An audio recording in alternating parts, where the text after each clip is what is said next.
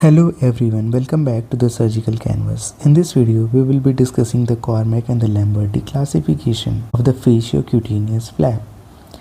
Instead of memorizing random flap names, these classifications become easy if you focus on how the flap receives its blood supply.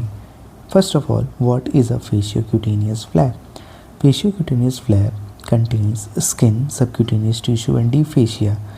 The classification of Cormack and Lamberty divides these flaps into 4 types, starting from type A to type B, C and D. Now let's understand each classification. The type A flap receives blood supply through multiple perforators entering the flap from its base. Most common example is medial thigh flap. Now coming to type B. Here there is one single dominant perforators, for example saphenous flap.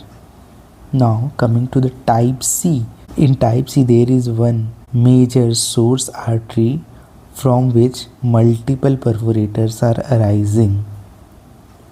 It can be differentiated from type A where there are independent multiple perforators. There is no common artery, but in type C there is major source artery. These perforators pass through deep fascia to supply the skin and subcutaneous tissue. The important point is the major source vessel run along the limb and gives off multiple perforators to the flap. Most common example is the radial artery forearm flap. Now coming to the type D. Type D is the osteocutaneous flap. Here the flap contains skin, subcutaneous tissue along with the bony component. So the most common example is the fibula osteocutaneous flap. Now we can quickly revise that in type A there is multiple perforators arising from the base. In type B there is single dominant perforators. In type C there is single source artery from which are arising multiple perforators. In type D, bone is included with the fasciocutaneous component.